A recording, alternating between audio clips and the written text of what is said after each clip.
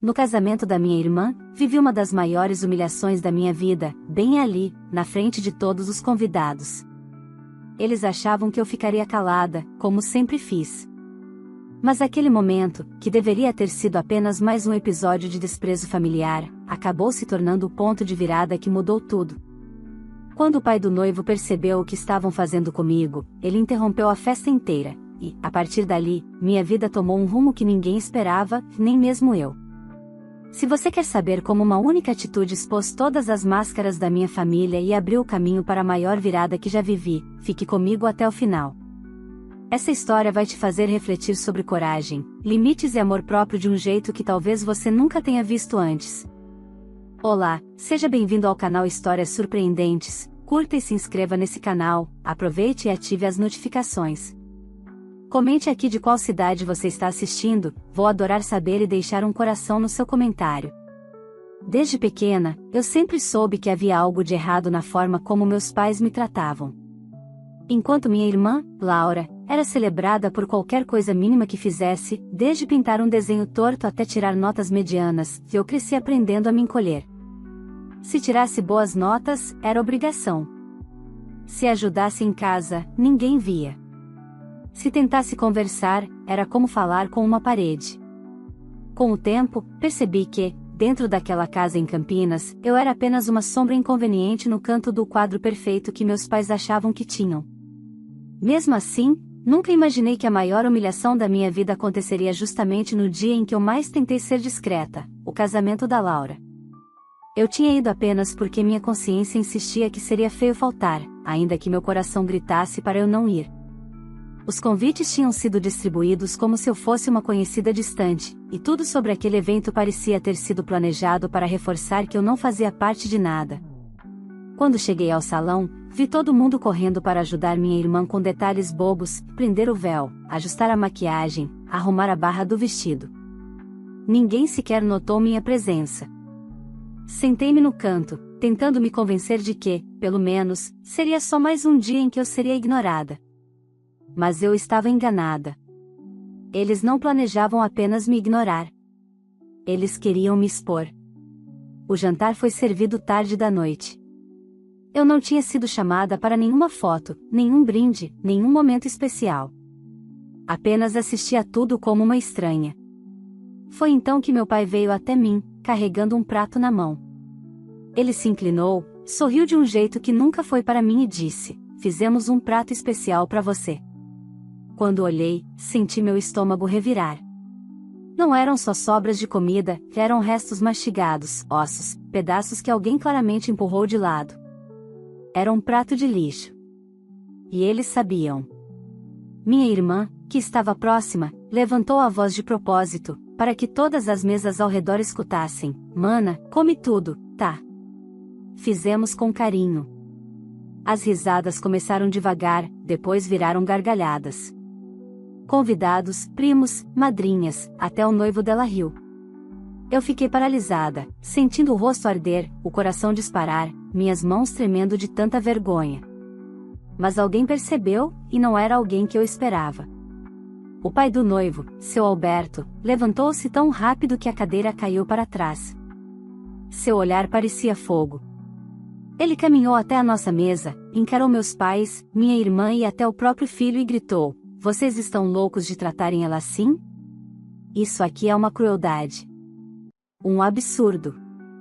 Este casamento está encerrado agora." O salão inteiro silenciou. Meu pai tentou argumentar, minha mãe murmurava desculpas esfarrapadas, Laura choramingava bancando a vítima, e o noivo, bem, ele não disse nada. Apenas baixou a cabeça, envergonhado por ter rido. Eu ainda não sabia, mas aquele momento seria o ponto de virada da minha vida. Porque quem estendeu a mão para mim naquele dia não foi minha família, e sim o homem que, até então, era apenas o pai do noivo. E foi justamente ele quem me ajudou a reconstruir tudo que me tiraram. Mas essa parte, só começa agora. Quando o silêncio tomou o salão, senti como se todos os olhares tivessem peso. Era como se o mundo tivesse parado por alguns segundos, e eu estivesse congelada no meio de uma cena que não fazia sentido. Meu pai, vermelho de irritação, tentava balbuciar algo como "não foi isso que pareceu", mas ninguém ali acreditaria naquela desculpa esfarrapada. Minha mãe apertava as mãos, nervosa, como se estivesse preocupada apenas com a reputação deles.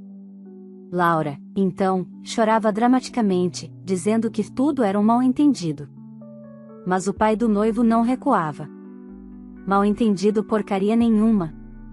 Ele explodiu. Vocês humilharam uma pessoa aqui.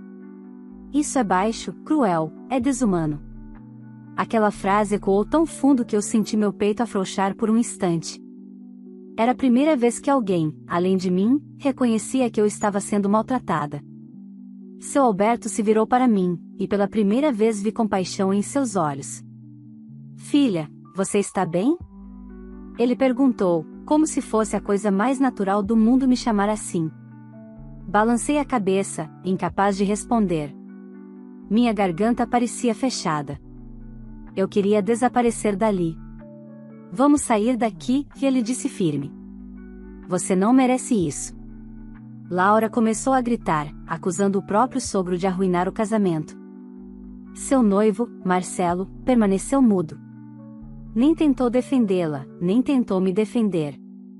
Apenas ficou ali, encolhido, como se não tivesse tomado parte na crueldade inicial.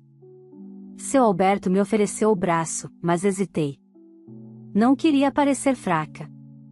Ele percebeu e apenas afirmou: não é fraqueza aceitar ajuda. Fraqueza é fazer o que eles fizeram. Algo dentro de mim cedeu. Deixei que ele me guiasse para fora do salão. As pessoas nos seguiam com os olhos, algumas chocadas, outras claramente entretidas. Era como se eu fosse uma peça exótica em exposição. O ar fresco do estacionamento bateu no meu rosto e senti as lágrimas caírem sem aviso. Não eram apenas de humilhação, mas de exaustão acumulada por anos. Entre no carro, ele disse gentilmente. Vou te levar para casa. Não, respondi, enxugando o rosto. Eu não quero voltar para lá. Eles vão fazer parecer que a culpa é minha. Sempre fazem. A preocupação dele se intensificou. Então venha comigo. Pelo menos até você se acalmar. Minha esposa vai gostar de te conhecer. Ela é uma mulher boa, humilde, dessas que enxergam o coração das pessoas. Essa oferta inesperada me pegou desprevenida. Eu era acostumada a ver portas se fechando, não se abrindo. Mesmo assim, o medo apertava meu peito. Eu não quero incomodar. Incomodar? Ele riu, balançando a cabeça. Se tem alguém incomodando alguém, são eles. Vamos. Você precisa de um lugar seguro para respirar. Acabei entrando no carro. Estava com o vestido amarrotado, maquiagem borrada e o coração em frangalhos. No caminho, ele não disse nada, e aquele silêncio, pela primeira vez, não pesava. Era acolhedor. Quando chegamos à casa dele, em um bairro tranquilo de Valinhos, Dona Helena, sua esposa, veio até o portão. Ela usava um vestido simples e o cabelo preso, mas seus olhos tinham uma doçura tão rara que senti minhas pernas fraquejarem. Seu Alberto explicou rapidamente o que tinha acontecido, sem entrar em detalhes humilhantes. Ela levou a mão à boca, chocada. Meu Deus, menina, venha aqui. E me puxou para um abraço materno que eu nunca recebi da minha própria mãe. Eu desabei de vez. Dona Helena me conduziu para dentro, me deu toalhas, água, e preparou um chá. Seu Alberto continuou revoltado, andando pela sala como um leão enjaulado. Aquele casamento acabou ali mesmo, ele disse. E se depender de mim, meu filho vai entender o tamanho do erro que cometeu. Eu fiquei quieta, observando os dois. Nunca imaginei ter um fiapo de proteção vindo de estranhos, muito menos no dia mais vergonhoso da minha vida. Dona Helena tocou minha mão. Você não vai voltar para aquela casa hoje. Nem nos próximos dias. Aqui você está segura.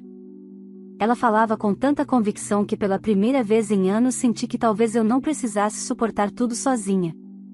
E foi assim que, naquela noite quebrada, encontrei um inesperado abrigo, não apenas físico, mas emocional. Um lugar onde eu era vista. Onde eu era ouvida. onde, pela primeira vez, alguém acreditava que eu merecia respeito.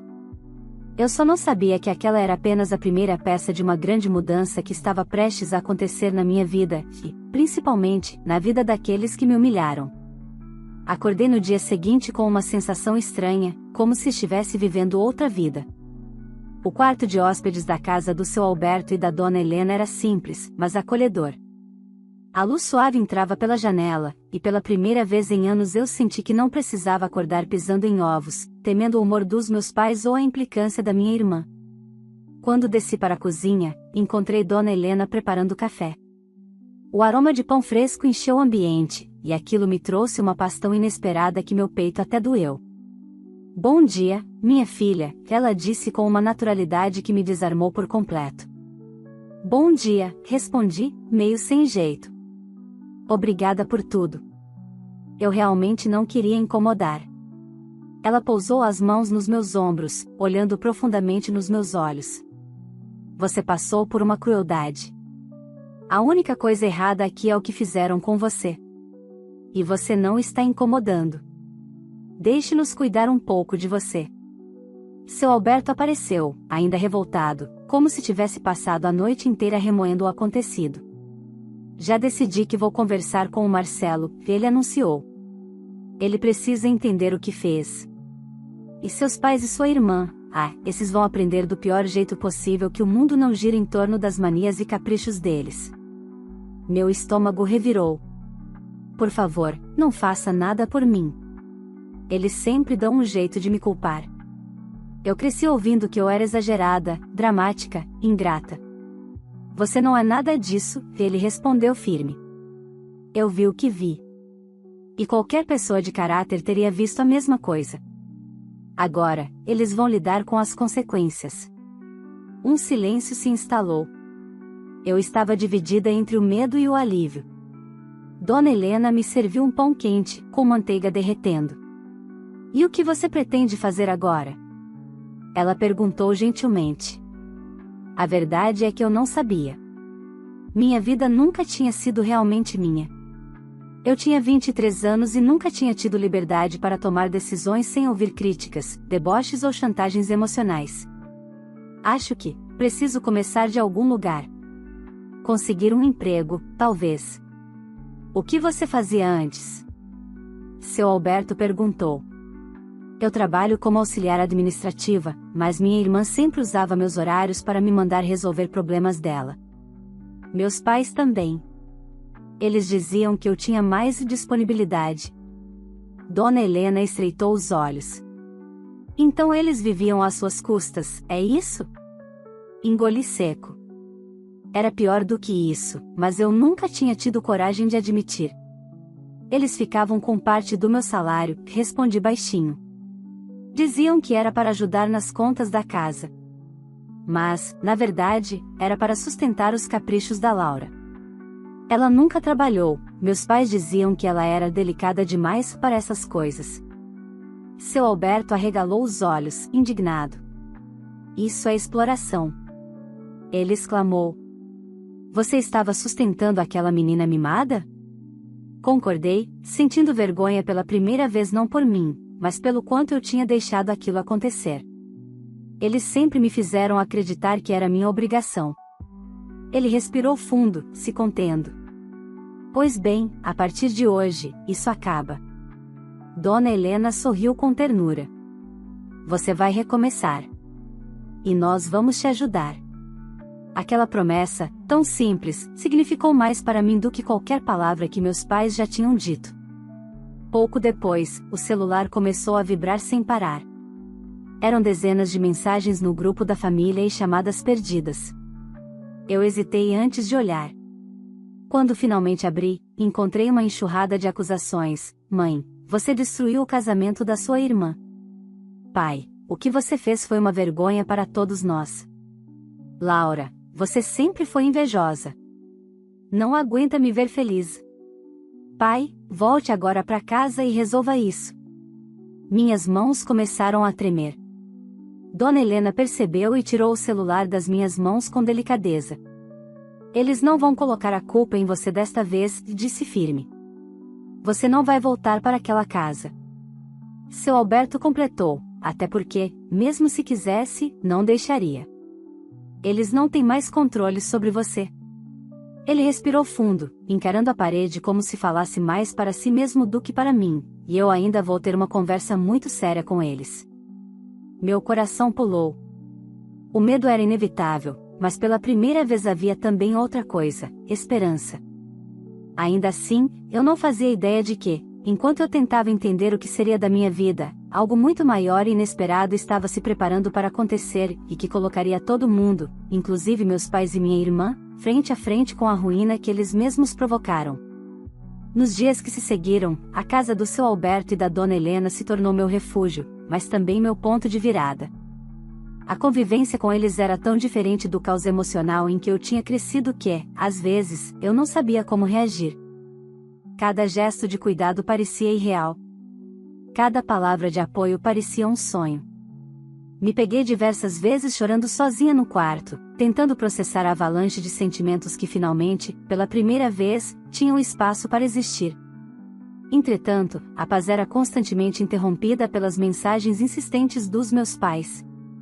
Depois das acusações vieram as chantagens. Depois das chantagens vieram as tentativas de manipulação emocional.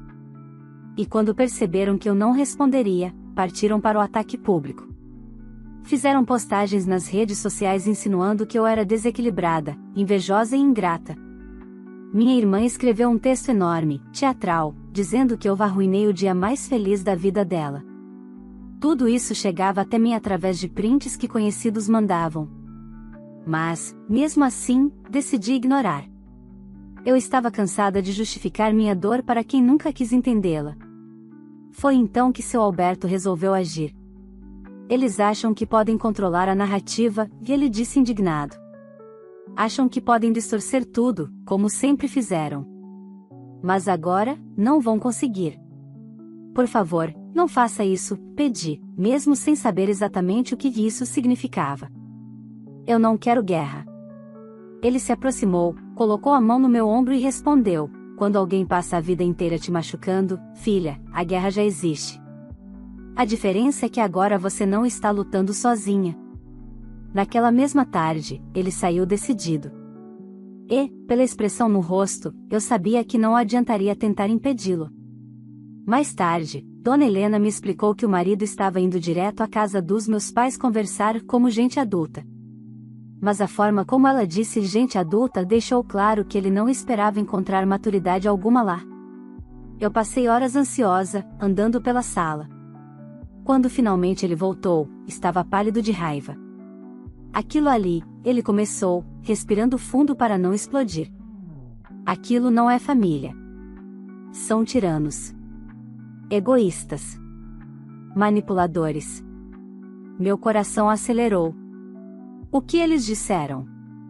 Disseram que você sempre foi um fardo. Que a Laura sempre mereceu mais. Que o que aconteceu no casamento foi uma brincadeira e que você exagerou.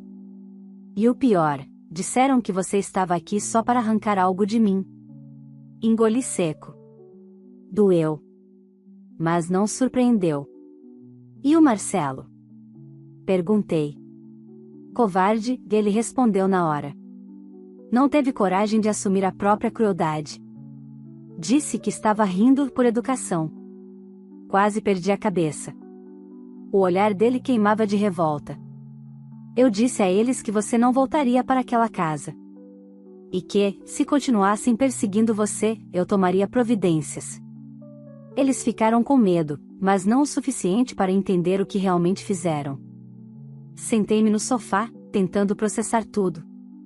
A sensação de liberdade era estranha, quase incômoda, como se eu ainda esperasse ser punida por algum motivo inexistente.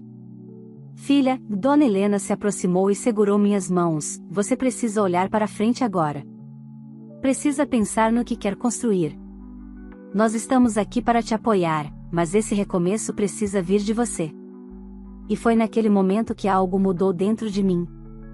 Pela primeira vez, pensei no futuro como algo possível, e não apenas como uma continuação da sobrevivência. Nos dias seguintes, comecei a procurar emprego. Atualizei meu currículo. revisei minhas experiências. Era estranho perceber que, apesar de tudo, eu tinha competências reais.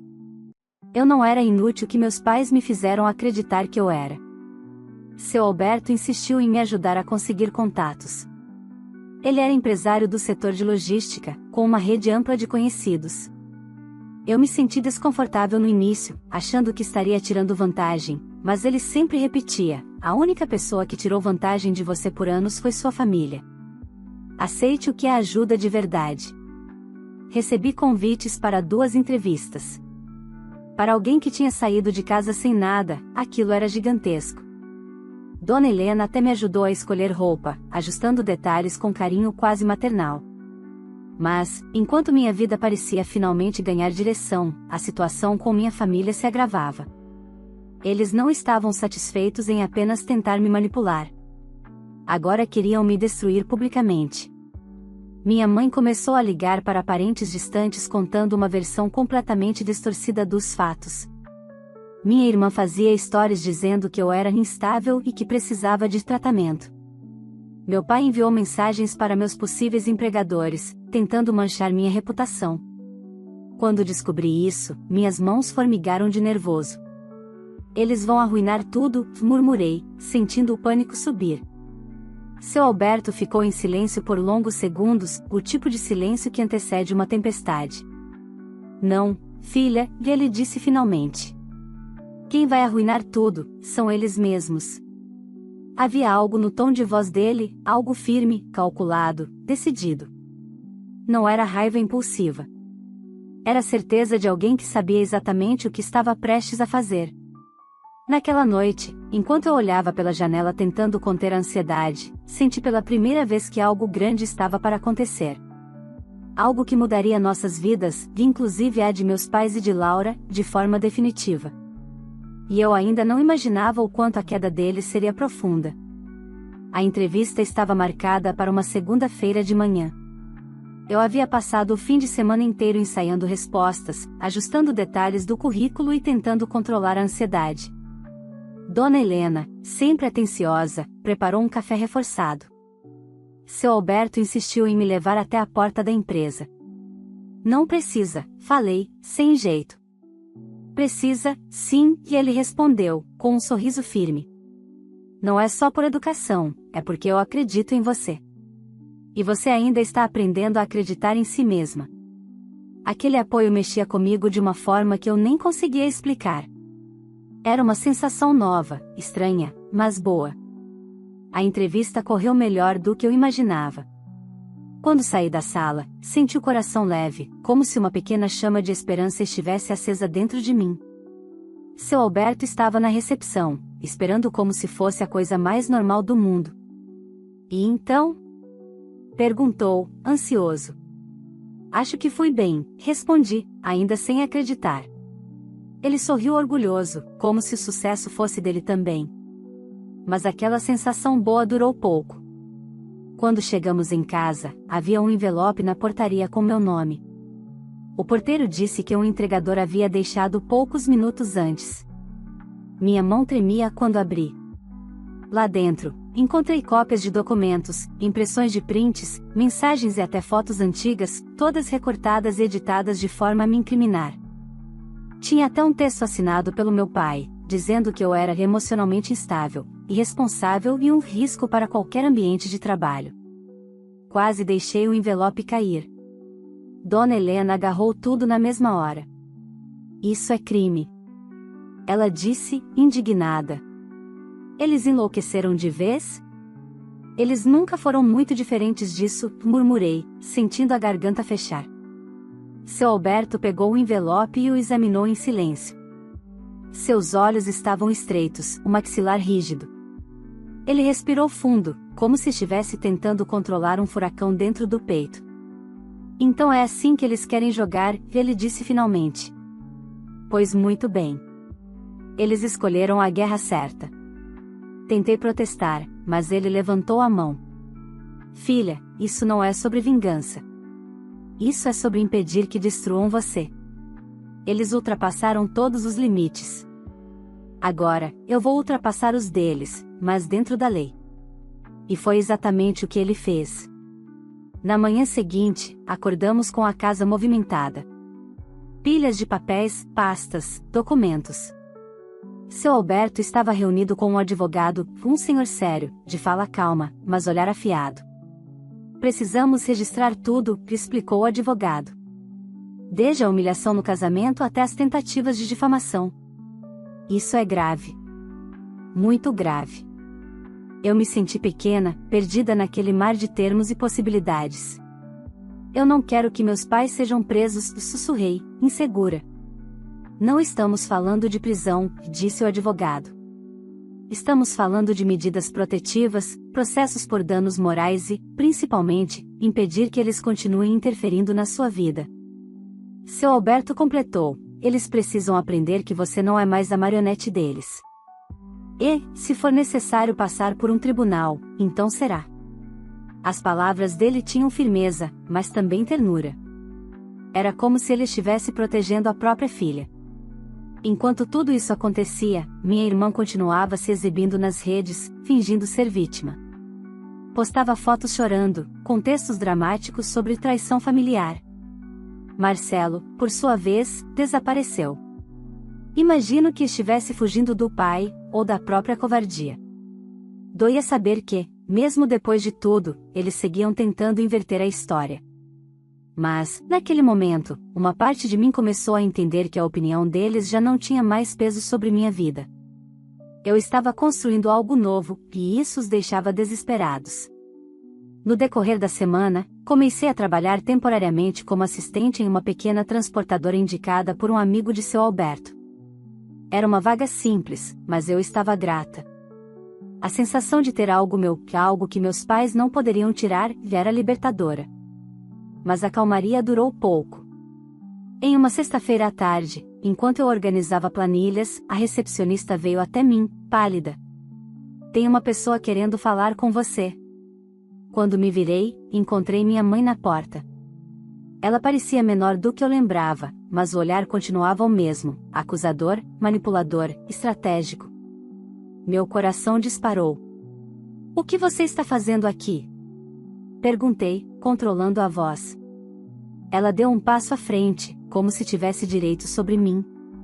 Você precisa parar com isso, ela disse, sem cumprimentos. Precisa retirar aquela denúncia absurda. Olha o que está fazendo com sua família. Senti meu corpo gelar. Eu não fiz denúncia nenhuma.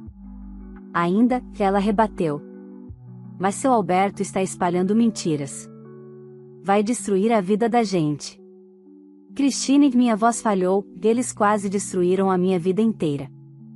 Ela franziu os lábios. Você sempre exagera. Sempre cria drama. Nós só queremos te ajudar a voltar para casa, resolver isso e, eu não volto, cortei. A frase saiu firme, mais firme do que eu jamais tinha conseguido ser perto deles. Os olhos dela se arregalaram, como se eu tivesse cometido um crime ao afirmar que tinha vontade própria. Essa gente está te manipulando, ela acusou. O pai do Marcelo só quer se vingar da nossa família. Você é só um instrumento. Aquilo doeu. Não porque era verdade, mas porque ela realmente acreditava. Engoli seco e respondi: pela primeira vez eu estou em um lugar onde alguém me trata como ser humano. E, se isso é manipulação, então eu aceito. Ela abriu a boca para retrucar, mas um segurança da empresa se aproximou. A senhora precisa se retirar, e ele disse. Minha mãe saiu dizendo que eu iria me arrepender mais cedo ou mais tarde. Mas naquele dia, ao vê-la sendo escoltada para fora, percebi algo importante: o poder que eles tinham sobre mim estava ruindo. E eu não fazia ideia de que o golpe final ainda estava por vir, e que seria definitivo. Os dias seguintes ao confronto com minha mãe foram um redemoinho silencioso. Eu seguia trabalhando, tentando aprender o ritmo do novo emprego, enquanto seu Alberto e o advogado cuidavam da parte jurídica. Era estranho acordar toda manhã e sentir que o peso que sempre carreguei nas costas começava a diminuir, centímetro por centímetro. Mas justamente no momento em que a paz parecia finalmente se estabelecer, a tempestade chegou. Numa terça-feira nublada, recebi uma ligação do advogado de seu Alberto. Ele me pediu para ir até o escritório o quanto antes. Minha respiração falhou. Pensei no pior, que meus pais tinham inventado mais alguma coisa, que Laura tinha causado algum escândalo, que a empresa onde eu estava trabalhando tinha recebido novas mentiras sobre mim. Quando cheguei, encontrei seu Alberto sentado, com uma expressão tensa que nunca tinha visto nele.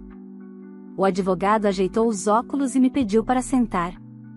Antes de tudo, ele disse, quero que saiba que você não tem culpa de nada do que vou mostrar.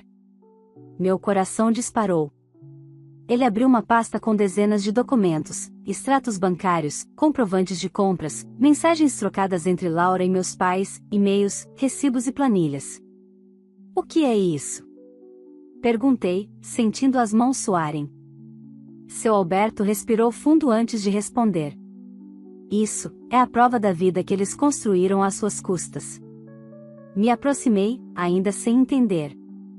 O advogado continuou, não estamos falando apenas de difamação. Estamos falando de desvio. De retenção ilegal de salário. De uso indevido de seus dados pessoais. Tudo isso foi feito enquanto você trabalhava e entregava parte do seu pagamento a eles acreditando que estava ajudando a família. Minha cabeça rodou.